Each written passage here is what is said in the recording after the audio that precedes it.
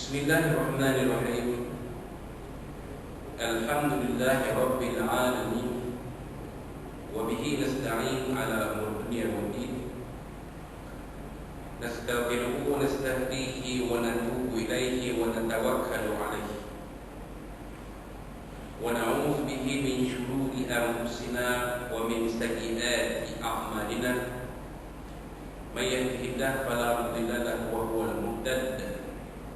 وَمَا يُضْلِلْ فَلَا تَجِدَ لَهُ وَلِيًّا مُرْشِدًا وَلَا هَادِيَ لَهُ أَشْهَدُ أَنْ لَا إِلَهَ إِلَّا اللَّهُ وَحْدَهُ لَا شَرِيكَ لَهُ وَأَشْهَدُ أَنَّ سَيِّدَنَا مُحَمَّدًا عَبْدُهُ وَرَسُولُهُ اللهم صل وسلم وبارك على هذا النبي الكريم سيدنا وحبيبنا وشفيعنا وزورنا ومولانا محمد المصطفى وعلى آله وصحبه ومن دعا بدعوته وتمسك بسنته وجاهد في سبيل الله إلى يوم الدين. رب اشرح لي صدري ويسر لي أمري واحلل عقدة من لساني يفقهوا قولي. سبحانك لا علم لنا إلا ما علمتنا إنك أنت العليم الحكيم ولا حول ولا قوة إلا بالله العظيم.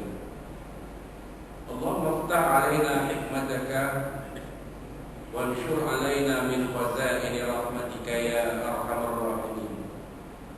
اللهم أرنا الحق حقا وارزقنا اتباعه وأرنا الباطل باطلا وارزقنا اجتنابه.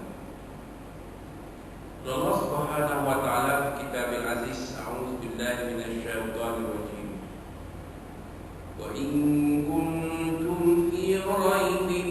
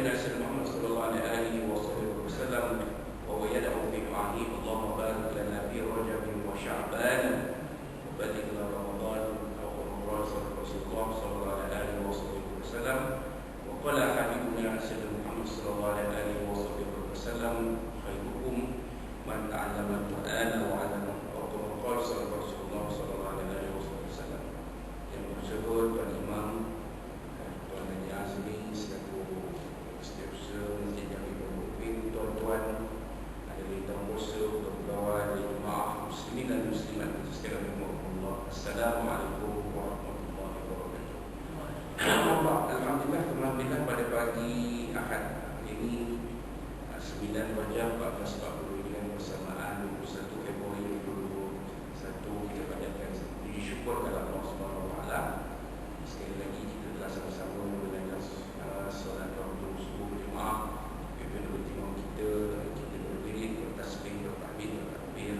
dan mengaminkan doa yang dipimpin oleh beliau. Mudah-mudahan segala perbuatan kita dan menjadi kita diperkenankan oleh Allah SWT.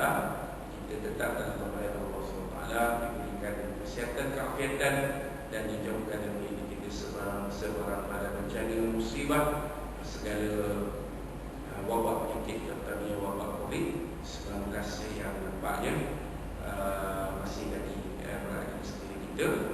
Maka adalah beberapa perkara yang kita perlu batasi dan kita perlu jaga supaya kita tidak dijangkiti wabak COVID-19 insya-Allah. Jadi tuan-tuan dan puan-puan muslimin sekalian, sebagaimana yang kita semua ketahui, aktiviti kemarahan masjid dan surau di seluruh negara tuan ini telah pun diperkemaskan di sebuah pilih. Maknanya bolehlah ramai yang masuk, yang datang berkunjung, tapi ada beberapa perkara yang perlu diharusi dari segi tata cara ini, dan seperti mana yang tuan-tuan sedia malu, yang pengajar dibolehkan dengan sedikit tekanan masa pada zaman pun kita berpegang kepada kaedah fiqh ada yudraku qulubu la yudraku qulubu, tidak boleh buat sungguh, jangan tinggal sungguh. Apa ruang yang ada, itulah yang kita manfaatkan. Itu dia. Kalau mau ruang yang ada itulah dia, tidak menjadi suatu bebanan untuk kita. Kita boleh teruskan apa yang telah kita laksanakan selama ini, sehinggalah keadaan kembali pulih insya-Allah. Semoga doa kepada Allah SWT.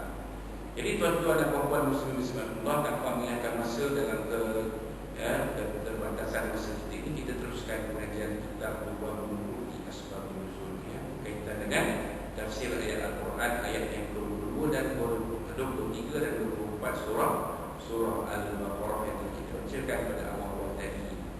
Dalam nota itu sampai ke surat 78 perenggan yang kedua. Sebagai ulama ahli kalam, ada yang menetapkan unsur i'jaz dalam Al-Quran dengan suatu metod yang mencakup antara pendapat ahli sunnah wal jamaah dan golongan Mu'tazilah yang menyatakan sirfah. Dia menyatakan jika Al-Quran ini mengandungi i'jaz. I'jaz ini sifat mukjizat yang ada dalam Al-Quran. Itu maknanya i'jaz. Sifat yang boleh melemahkan, berdentang sesuatu mukjizat. Macam Al-Quran kan, bila ada orang bertikai dalam Al-Quran itu, ada sifat-sifat yang boleh mengalahkan hujah orang yang menentang keabsahan Al-Quran. Dia kata Al-Quran itu bukan bikinan Tuhan, Al-Quran itu bikinan Muhammad. Apa hujah kamu? Dia bagi hujah. Quran bagi hujah lain, hujah balas pula. Dan hujah balas itu tak boleh dilalui balas dulu. Itu maksud i'jaz tadi. Kan? Sebab itulah Allah Ta'ala sebut dalam ayat ke-23 dan 24 ini. Kalau kamu rasa ragu tentang isi kandungan Al-Quran, tentang Al-Quran, kan dalam satu surah macam Al-Quran. Kumpulkan semua orang bijak pandai yang ada untuk membuat satu surah. Al-Quran ada 114 surah, tak banyak. Banyak 114 surah. Satu surah cukup. Surah-surah Al-Quran ada yang panjang, ada yang pendek, ada yang sepanjang 286 ayat. Surah Al-Baqarah ada yang pendek 3 ayat, macam surah Al-Quran. Buat dia satu surah macam Al-Quran. Kalau kamu orang yang benar, kalau Allah kata illam taf'alu wa lan taf'alu, sekiranya kamu tak mampu buat, maka kamu tak akan mampu buat. Jadi itu yang dikatakan sebagai i'jaz tadi. Yang ini manusia tidak akan mampu menentangkan apa yang semisal dengannya dan di luar kemampuan mereka pula untuk menentangnya. Berarti apa yang diakui benar-benar telah terjadi. Jika mereka memiliki kemampuan untuk menentang Al-Quran dengan hal yang semisal dengannya, sedangkan mereka tidak mampu melakukannya, padahal mereka sangat memusuhinya, maka hal ini merupakan bukti yang menunjukkan bahawa Al-Quran benar-benar dari sisi Allah. Karena Allah mensifat yang memalingkan mereka untuk dapat menentang ini Al-Quran, padahal mereka punya kemampuan untuk menentangnya dengan hal yang semisal. Yang maksudnya memang di kalangan manusia ada cerdik pandai manusia ini ada yang kebolehan bahasanya sangat tinggi. Memang ada. Khususnya mereka yang ditunjukkan ayat Al-Quran ini pada waktu ayat Al-Quran ini diturunkan. Sebab ayat ini diturunkan kepada orang-orang kafir musyrik Quraisy, Mekah, bangsa Arab yang menolak kebenaran Al-Quran. Mereka kata Quran ini bikinan Muhammad, bukan bikinan Tuhan. Ini bikinan Muhammad ni, Quran ni. Dan apa yang Muhammad baca itu semuanya bohong kan? Dan mereka itu kemudian bahasanya hebat-hebat tak ke?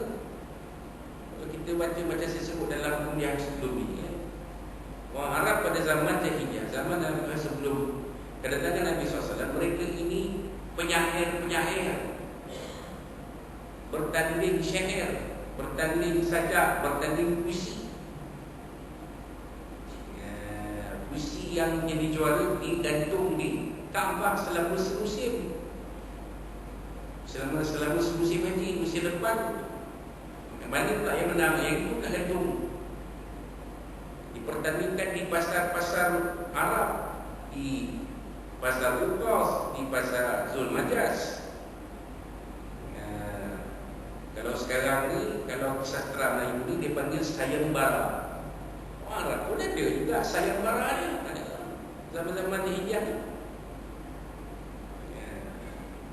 Mereka ni mahir dalam bahasa Arab, bahasa sastra Arab. Mereka sangat mahir. Tinggi bahasa mereka. Maka Al-Quran itu diturunkan bahasa Arab yang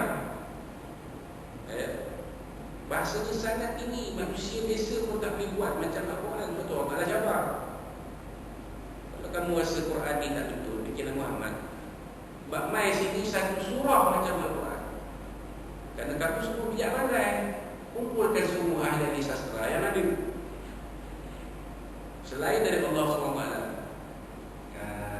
Kalau kamu betul-betul orang di pihak yang benar, kalau kamu betul-betul benar, kamu rasa kamu betul, kamu rasa Quran ini bikinan Muhammad, bukan bikinanku, kata Allah SWT, kumpul semua orang yang pandai-pandai, manusia yang pandai-pandai berbahasa ni, buat satu surah macam Al-Quran. Allah Ta'ala sambung lagi ayat 24. Kalau kamu tak mampu buat, dan memang kamu tak akan mampu buat, tak payah ini. Memang ada surah-surah palsu. Ada 4 surah palsu kan? Orang boleh detect. Tengok ni Al-Quran ni, bahasa ni tak macam bahasa Al-Quran. Ini kalam manusia, ini tulisan manusia, bukan kalam Allah. Kerana Al-Quran itu pengertiannya adalah kalam Allah, kata-kata Allah, firman Allah. Baca-baca ini bukan Quran ni, ini tulisan manusia. Wallahu a'lam. Analisis seperti ini sekalipun kurang dapat diterima, mengingat Al-Quran itu sendiri mengandungi mukjizat yang membuat manusia tidak mampu menentangnya dengan hal yang semisal seperti yang telah kita sebutkan di atas. Hanya sahaja analisis dapat diterima dengan pengertian sebagai perumpamaan dan tanda-tanda perkara yang baik. Kaedah inilah yang dipakai oleh Imam Ar-Razi dalam menjawab hipotesisnya dalam kitab Tafsir 90 surah yang pendek-pendek seperti surah Al-Ras dan surah Al-Kawthar.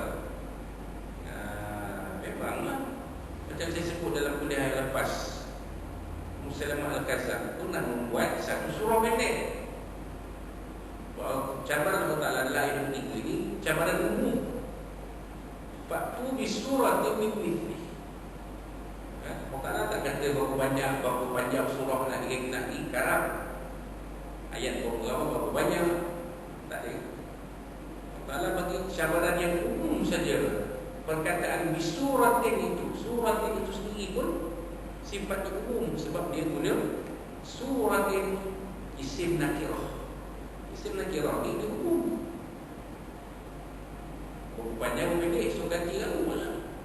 Tapi buat satu surah macam Al-Quran, Musailamah antara yang menyambut cabaran itu.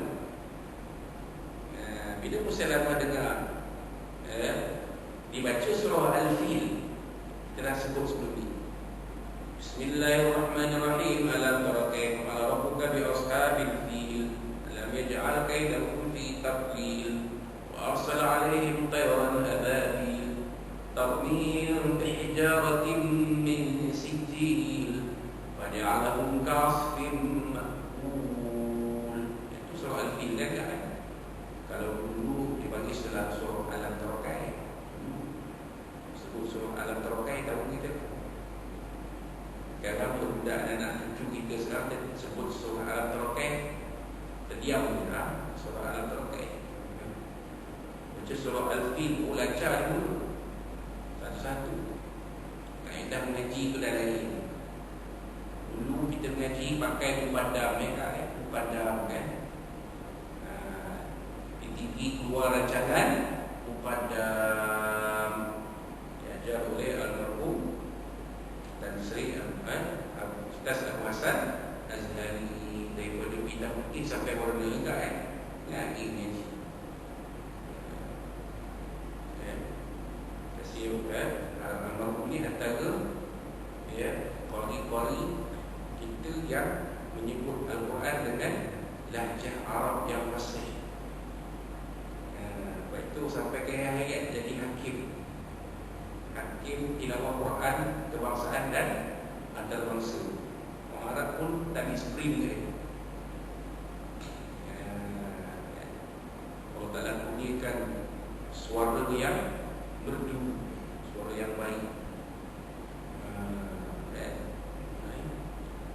Padam dulu kan. Sekarang tanya anak cucu kita, tahu tak padam dulu? Tak tahu.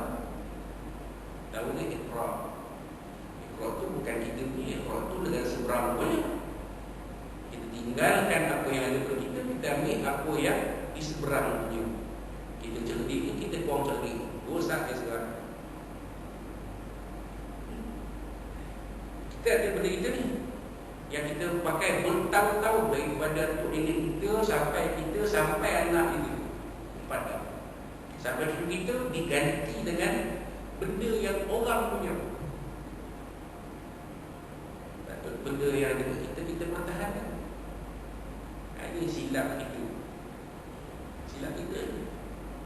Benda yang ada pada kita tinggalkan. Benda yang ada pada orang kita ambil. Jadi baik kita dah makin ramai yang buta Al-Quran. Makin ramai buta. Ini fakta. Bukan autam. Makin ramai yang buta. Sebab kaedah mukaddam tu dah betul.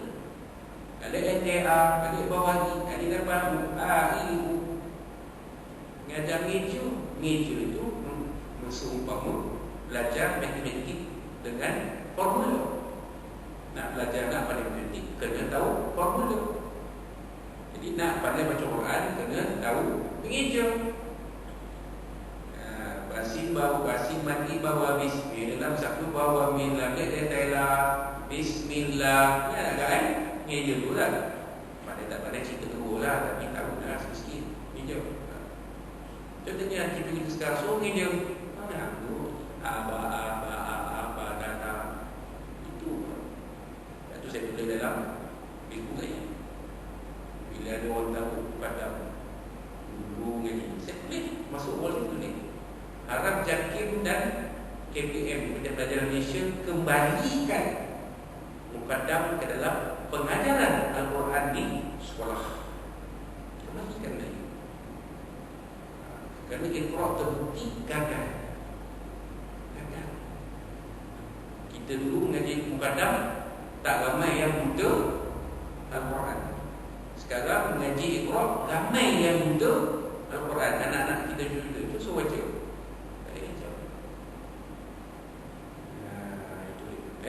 Quran. Maka Musailamah buat satu surah. Al-Fil.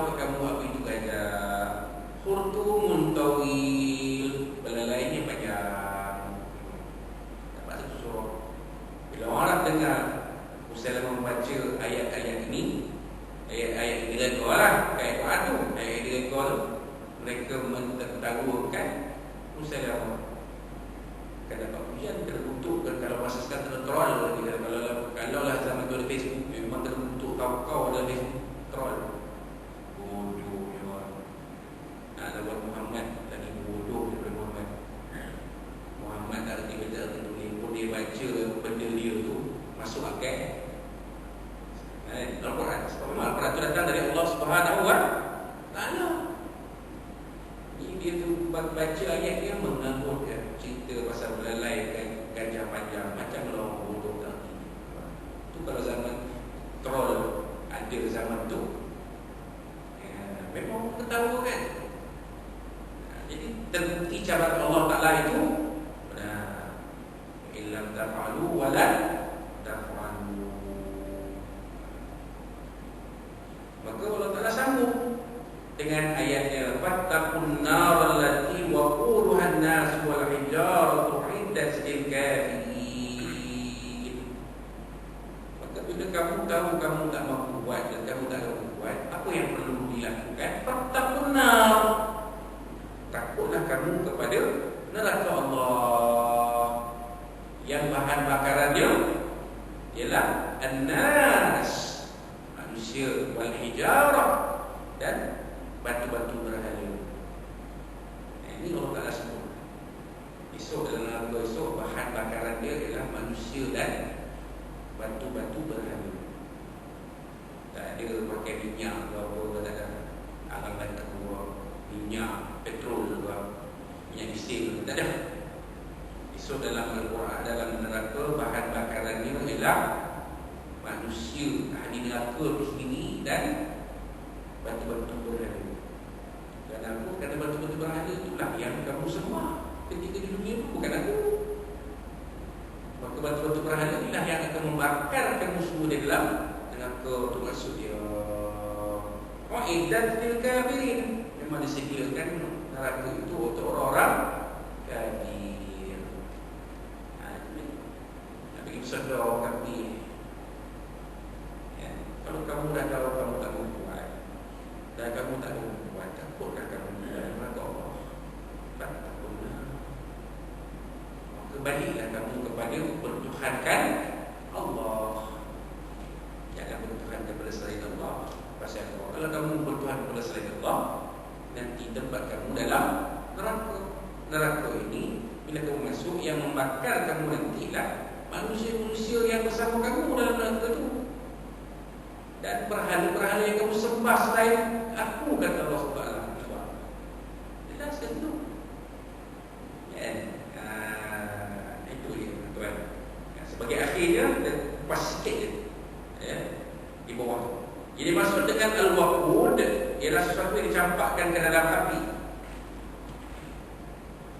untuk membesarkannya, seperti kayu bakar dan lain-lainnya. Sebagaimana pengertian yang terkandung dalam firman lainnya, itu a'udzubillahi minasyaitonir rajim, wa ammal qasituna fakanu li jahannam haqaba.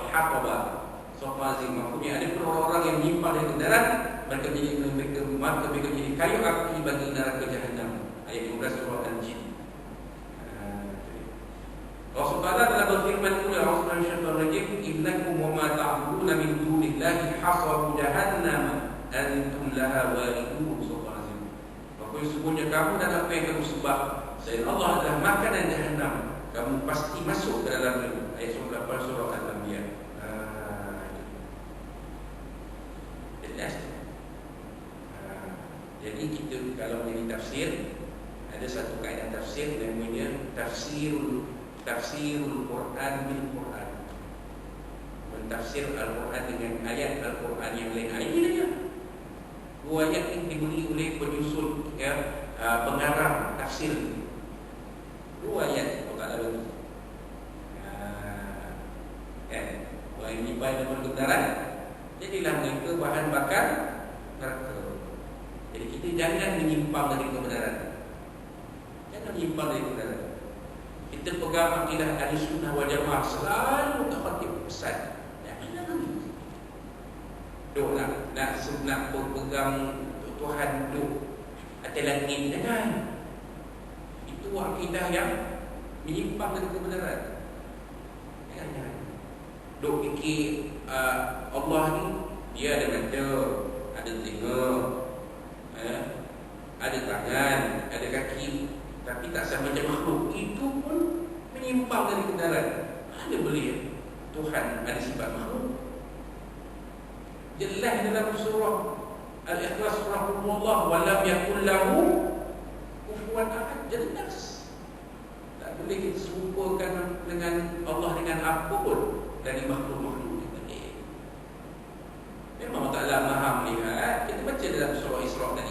As-Sami, innahu was-sami'ul basir. Sesungguhnya Allah Ta'ala itu Maha mendengar Tuhan.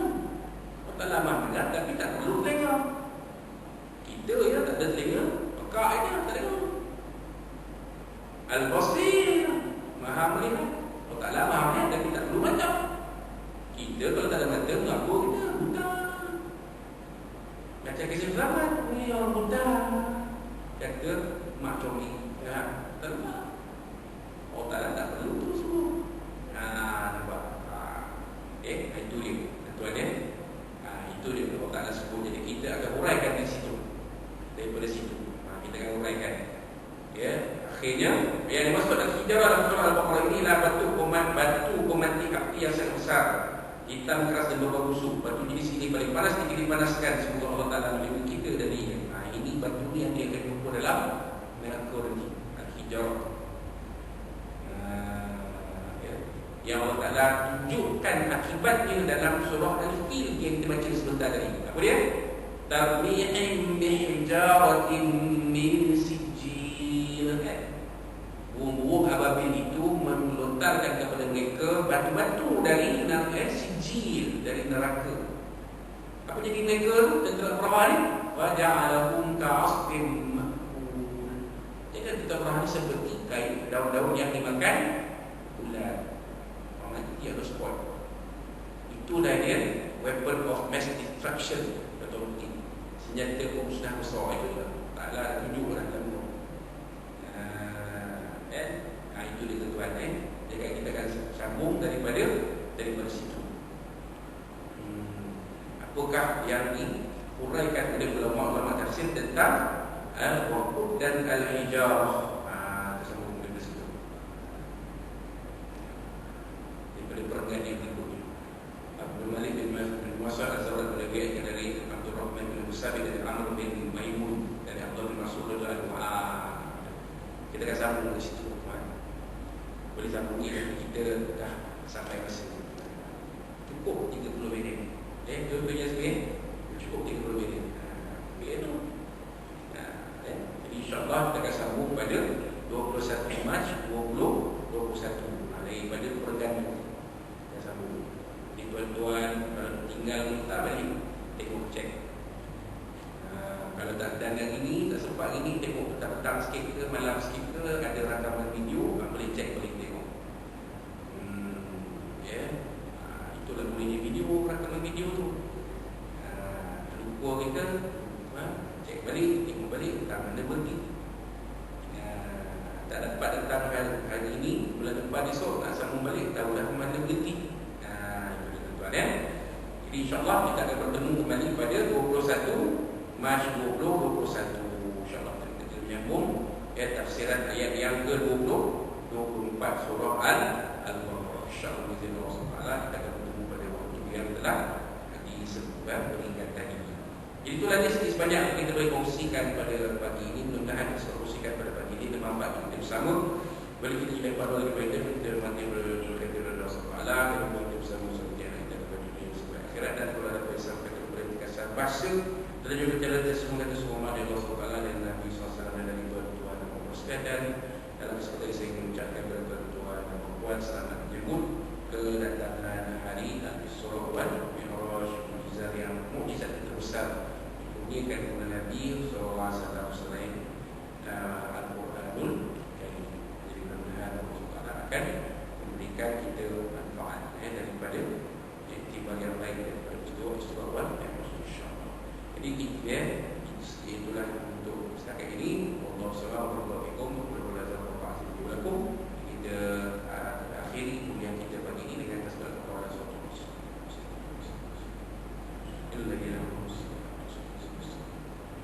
A'udzu billahi minasyaitonir rajim. Bismillahirrahmanirrahim. Alhamdulillahi rabbil alamin wa bihi nasta'in wassalatu wassalamu ala asyrafil mursalin Allahumma rahmatkan hadza al-ummah ala bainakum wassalam. Allahumma inna naj'aluka fi nuhuri a'da'ihim wa na'udzuka min syurrihim.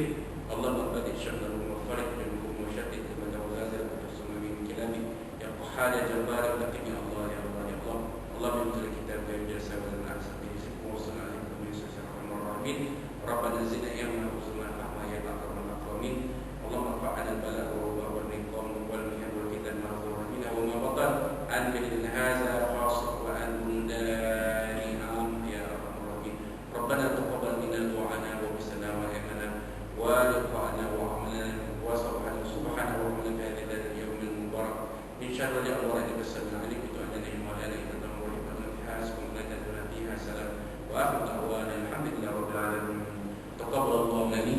bila kita berdoa